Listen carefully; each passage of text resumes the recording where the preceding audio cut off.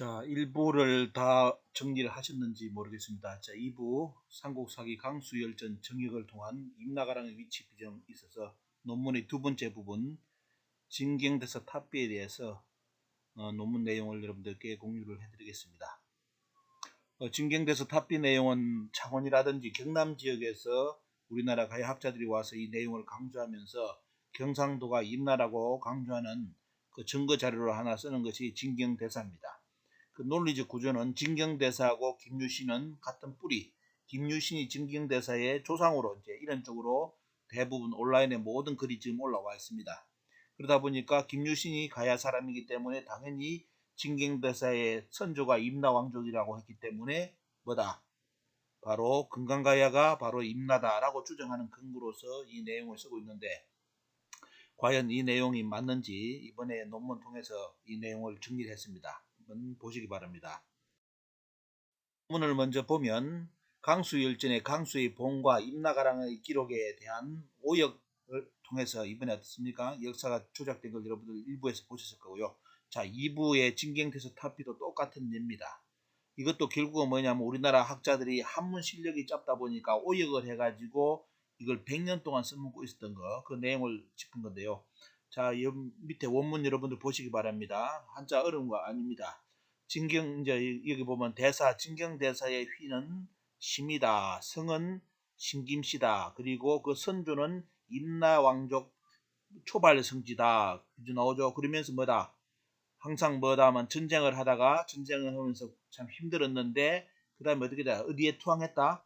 병사들과 더불어 투항을 했는데 아국 원조 흥무대왕한테 투자를 이게 투항을 했다. 그 나머지는 이제 흥무대왕을 찬양하는 글이 뒤에 나와 있습니다. 중요한 거는 뭐냐? 바로 진경대사의 선조가 신김씨였다는 거, 그리고 임나왕족의 초발성지였다는 거. 그런데 이것이 나중에 아국 원조 대왕으로 이렇게 이 연결고리를 하다 보니까 이 아국의 원조가 먼 조상이라고 해석해가지고 그럼 뭐냐? 진경대사의 먼 선조가 바로 흥무대왕 김유신이다. 이런 논리로서 100년이 왔는데요. 요번에 이것을 가감하게 다 끊었습니다. 보시면 진경대서 탑비에 기록된 내용은 조선 총독부 시기로부터 한반도 내 임나 존재의 증거로 인용되며 진경대사는 신김씨로서 선조는 임나왕족이며 김유신을 먼 조상으로 해석해 온 것이 지금까지 모든 가야 하는 분들의 모든 100%의 논문입니다. 김유신이 결국은 뭐냐? 금강가야 왕족이기 때문에 즉 임나는 바로 금강가야 바로 일본석이 난가라고 주장하는 뭐죠? 바로 이제 지금의 김수로왕의 그 가야를 바로 여기는 어떠서 임나라고 주장하는 근거로서 활용을 했습니다. 자, 최근의 연구에서 신김신, 진경대사와 김유신의 관계는 아무런 관계가 없는 거로서 이화 여대 논문, 여기 밑에 논문 제목 나옵니다. 이현태 씨, 신라 중대 신김씨의 등장과 그 배경에 대한 논문이 2006년에 나오는데 논문이 이렇게 나왔는데 어떻습니까? 지금 시간이 근 10년이 흘렀는데도 이 논문을 우리나라 어떻습니까? 학자들이 인용을 안 한다는 자체가 문제입니다. 왜? 자기들한테 불리하니까 절대로 자기들 불리한 논문을 인용 안 한다는 거죠. 말 그대로 지금까지 모든 100%의 논문이 김유신이 바로 진경대사의 선조 신김씨였다라고 논문을 자기들 다 써왔기 때문에 그것이 아니라고 된 논문이 2006년에 한국고대사학계에서 밝혀졌는데 이 논문을 인용을 안 한다는 겁니다. 우리나라 학자들이. 그러면서도 지금도 오늘도 이 순간에 시민들 앞에 서가지고 김유신이 신김씨고 바로 진경대사의 선조다. 그렇기 때문에 금강가야가 바로 임나다라고 주장을 하고 있습니다. 금성문에는 신김씨에 대한 기록이 3가지가 등장하는데요. 요거는 오늘 PPT는 뺐습니다. 논문에는 넣었는데 3가지에 대한 김치가 나오는데 김유신하고 연결고리를 세울 만한 것이 하나도 없습니다. 이번에 번역에서 이렇게 제가 고민한 것을 이제 논문을 쓴 것이 바로 요겁니다. 자, 지금까지 우리나라 학자들이 진경대사가 신김씨였고 선조가 임나왕족이었고 그리고 이제 여기 보시면 아국의 원조 흥무대왕한테 투항을 했다 돼 있는데 자 여기 보시면 이제 한문을 보면 틀림없이 멀원자 조상조자죠. 그래서 우리나라 일본 학자들도 이 순간도 지금까지도 원조를 먼 조상으로 번역을 합니다. 근데 보면 제가 이제 이번에 연구한 결과가 뭐냐? 그 양심불량이다. 왜? 일본 역사책에 이 원조를 그렇게 번역하면 안 되는 어떻습니까? 원조가 뭐지를 그대로 밝혀놓은 사서가 그대로 있습니다. 그런데 이것이 있는데도 틀림없이 봤을 건데 어떻습니까? 그것을 인용하지 않고 지금까지 속된 말로 사기를 치듯이 이 원조를 먼 조상으로 일본 학자들도 우리나라 학자들도 번역을 하는데, 자 여러분들 이번에 사설을 통해서 원조가 무엇인지 찾아낸 거 여러분들께 보여드리겠습니다. 첫 번째가 뭐냐? 원조의 의미는 국가의 창업군주를 칭하는 용어로 사용된 용례입니다. 그것은 뭐냐면 우리나라 기록이 아니라 여기 보시면 속일본기 근 40에 자 환모천황 기록에 이 원조라는 용어가 등장을 하는데요. 여기 보시면 자 보시기 바랍니다. 기 백제 원조 나오죠.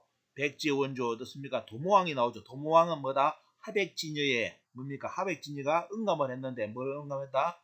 일의 해의 정기를 응감을 해가지고 뭐다? 하백의 딸이 일정에 감흥을 해서 누굴 낳았다? 도모왕 동명성왕을 낳았다라는 기록이 바로 속일본기 근 40에 나옵니다. 여기에 자 보시면 돼. 기 백제 원조가 나오죠. 그러면 여기서 백제의 원조는 뭐다? 백제의 먼조상 동명성왕 하면 어떻습니까? 동명성왕한테 뼈 맞죠? 왜? 백제의 원조에 여기에 원조는 먼조상 동명성왕이 아닙니다. 바로 뭐죠? 비룡온주를 낳았던 바로 부모죠. 부모는요. 바로 누굽니까? 추무왕이죠. 추무왕 동명성왕을 이야기하기 때문에 여기서는 원조라고 번역하면 안 맞는 겁니다. 근데 우리나라 학자들이 지금까지 이런 게 일본 학자들이 뻔히 있었는데도 이런 내용은 피해가지고 절대로 언급을 안 했다는 거. 그래서 여기 보시면 첫 번째 의미 백제의 원조. 근데 백제를 세운 어떻습니까? 도모왕, 동명성왕이죠. 보면요. 백제의 뿌리는 여러분들 어떻습니까? 고구려에서 왔잖아요. 그죠? 자, 이래서 여기 보시면 첫 용례가 뭐다? 원조는 먼조상이란 그런 번역이 아니라 바로 국가 창업군주인 동명성왕을 뜻하기 때문에 원조는 뭐다? 창업군주를 칭하는 용어다라고 용례를 볼 수 있는 것이고요. 자 보겠습니다. 여기 보시면 대당 고 김씨 부인의 묘명에 나온 내용인데, 자 여기 보십시오. 원조의 휘는 일제고 보면 어때요?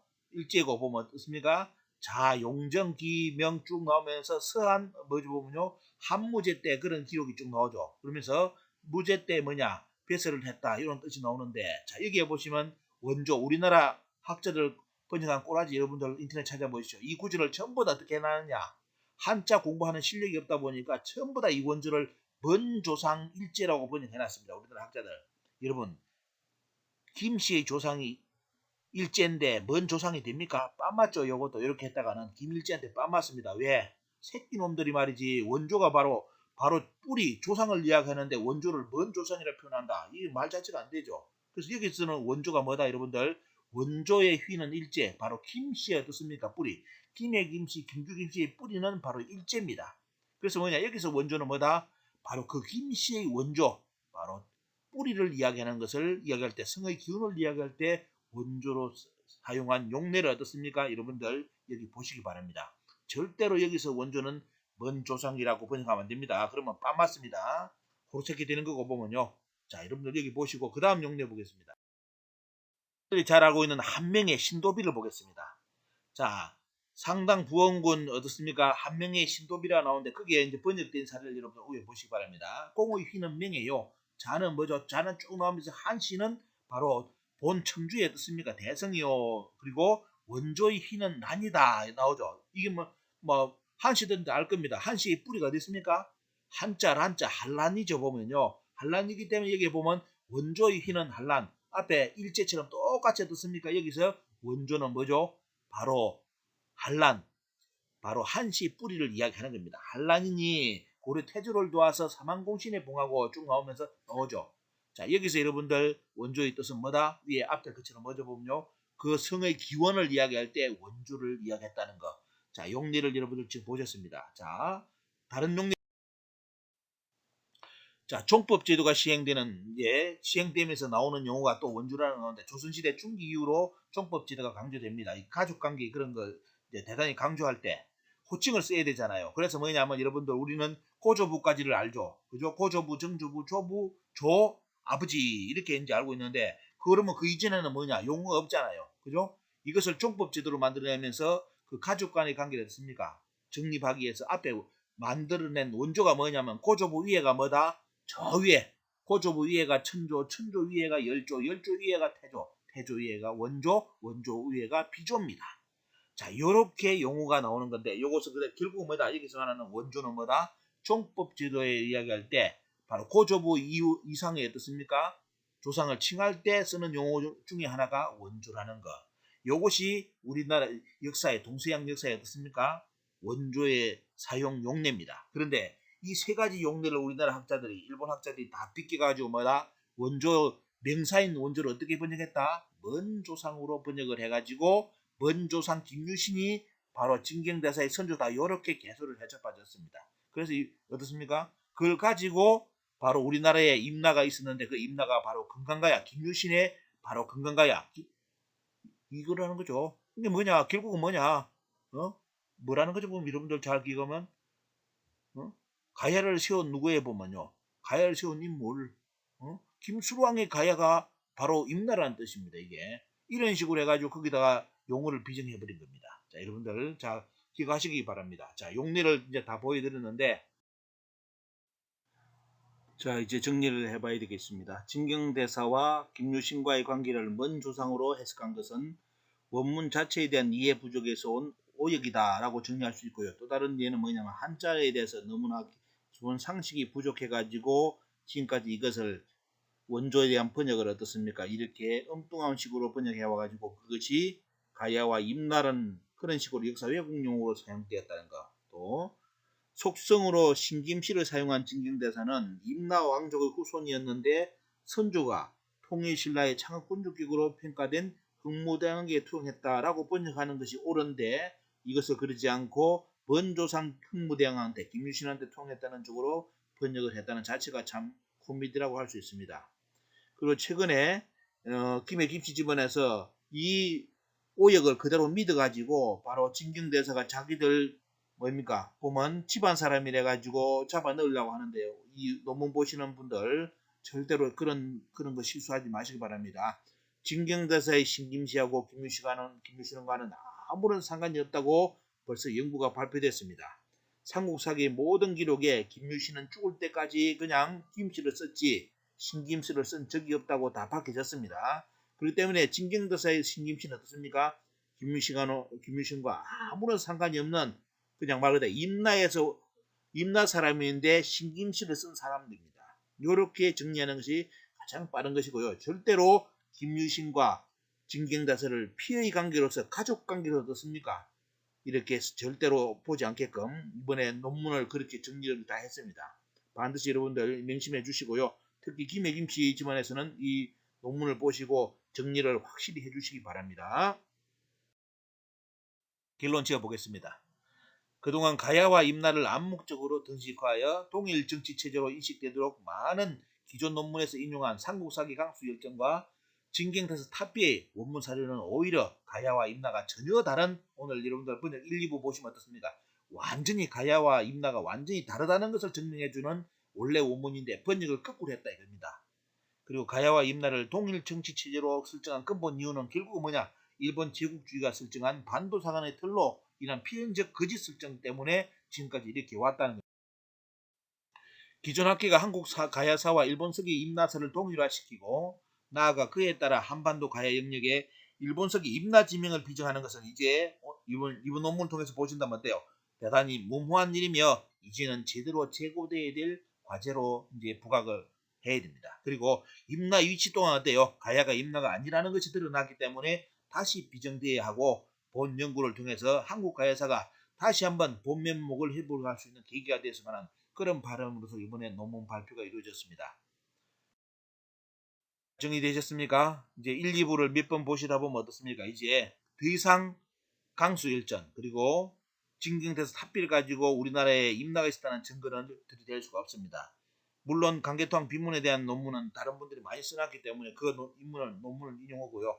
그 내용을 제가 요약을 해가지고 앞 일부에서 약속드린 것처럼 우리나라에 지금까지 강개토항 비문 탁본 뜬 걸 여러분들께 한번 다 공개를 하면서 그 본 내용이 어떻게 삭제돼가지고 조작됐는지 그 내용은 한번 여러분들께 올려드리겠습니다. TV 운영하는데 도움 주신 분들께 감사드리고요. 하여튼 우리 지금 가야사 문제를 계기로 우리나라 역사학계가 지금 대단히 당황을 하고 코너를 몰리고 있습니다. 끝까지 자기들이 이제 버티려고 최근에 젊은 애들 또 내세워가지고 합천이 다르라고 또 글을 냈습니다. 그 박사학위 준 애들입니다. 석박사 준 애들을 내세워가지고 또다시 어떻습니까? 합천이 다르라는 글을 또 이번에 신문에 기사냈습니다. 왜 그런데 남원은 안 건드립니까? 남원 건드리면 바로 요거도 묵은이가 떼요. 남원은 싹 뺐더라고요. 이렇게 나쁜 놈들입니다 보면. 자 그렇게 해가지고 지금 가야를 임나로 만드는 작업을 계속하고 있는데 자 시민 역사학위에서 이것이 이번에 자절이 됐으니까 대단히 저쪽 세계에서는 충격을 받을 것이고요. 이번에 이제 6월 30일 날 바로 이덕기 소장님하고 여러분들 우리나라에 어떻습니까? 가야 학자 한 사람이 나와서 이번에 배틀을 합니다. 여러분들 이근호 교수라고 나오는데 자 여러분들 한번 기대를 해주시고요.